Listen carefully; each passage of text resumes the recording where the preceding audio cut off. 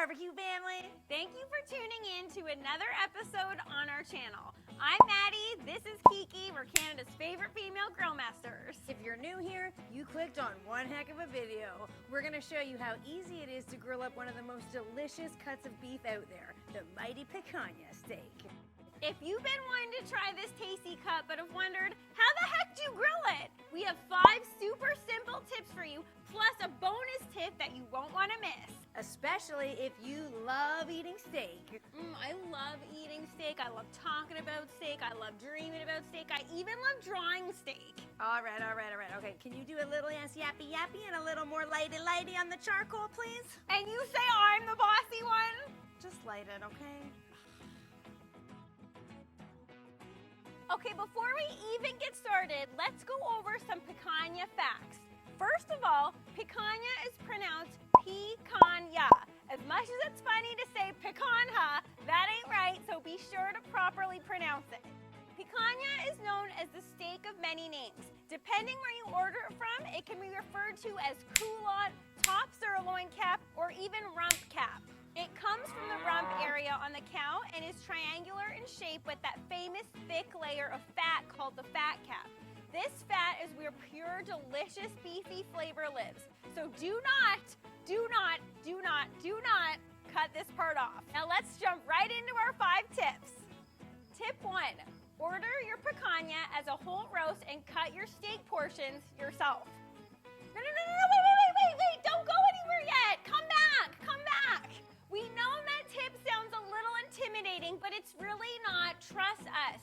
Cutting your own steak portions yourself may sound too difficult to execute, but it's so easy and so worth it. Get your roast and flip it so it's fat side down, because that makes it easier to slice the steaks into portions. Determine the direction of the grain and slice into the steak, slicing with the direction of the grain. Normally, we recommend slicing against the grain, but in this case, we're slicing with the grain because we want to be able to slice against the grain when actually cutting up the meat when it's time to chow down. Use the 2-finger guide to determine how thick to cut the steaks. Cutting the steak portions yourself is great because you get to determine the thickness, plus it can even be cheaper in price to cut steak portions from whole roasts. Tip 2, only season with salt. Normally, we say go for one of your favorite barbecue rubs when it comes to seasoning meat. But when it comes to picanha, we really want to encourage you to just use salt, kosher salt to be exact. We love kosher salt because it's pure, clean salt. Compared to table salt, kosher salt is much better because it enhances the flavor of the food instead of making food just taste salty. There's actually a huge difference here. Using kosher salt for picanha really makes that rich, beefy flavor come alive. Speaking of coming alive, our bonus tip is coming up and it's really gonna make you come alive. Stay tuned to find out what it is. Tip 3, set your grill up so you have a 2-zone fire. A 2-zone fire just means that you have a high heat zone as well as a low heat zone. The purpose of the 2-zone fire is so that you have an area for high heat, intense searing, as well as an area for thorough cooking without the possibility of flame flare-ups. One of our favorite 2-zone fire configurations is using charcoal baskets pushed together in the middle of the grill, leaving the perimeter of the grill as the low heat zone. We're reverse searing these picanha steaks, so the 2-zone fire grill setup is absolutely mandatory. Tip 4, reverse sear the picanha steaks for optimum tenderness, flavor, and juiciness. Don't be intimidated by the fancy barbecue term reverse sear. All that means is that we're gonna cook the meat to our desired temperature and then sear it over really high heat. It doesn't get easier than this. Start by placing the steaks surrounding the charcoal baskets. Place the lid down and allow them to come up to temperature. We want to cook our picanha steaks to medium rare, which is 135 degrees Fahrenheit. So we only want to cook them to 120 degrees, knowing that they will continue to cook all the way up to 135 degrees once we place them directly over the hot coals. Tip 5, allow the meat to rest before slicing into the meat.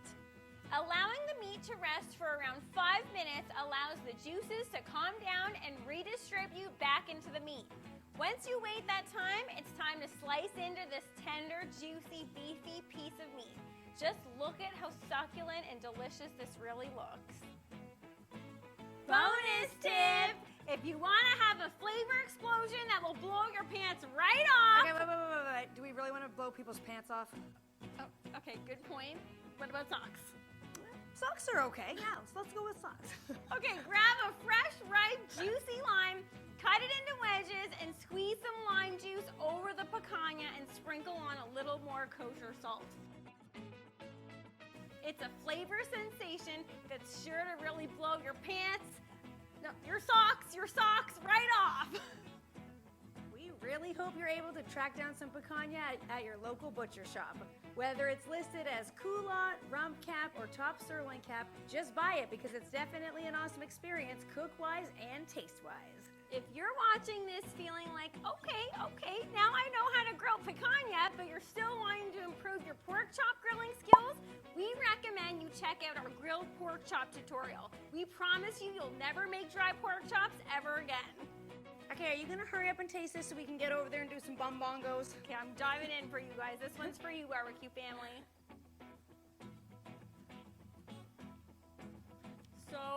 So buttery. It's so tender. It's so succulent. And that lime juice, just what this picanha needs. You guys need to try this out. And right now, we need to dance. Let's go. Yeah. Thank you for watching, barbecue.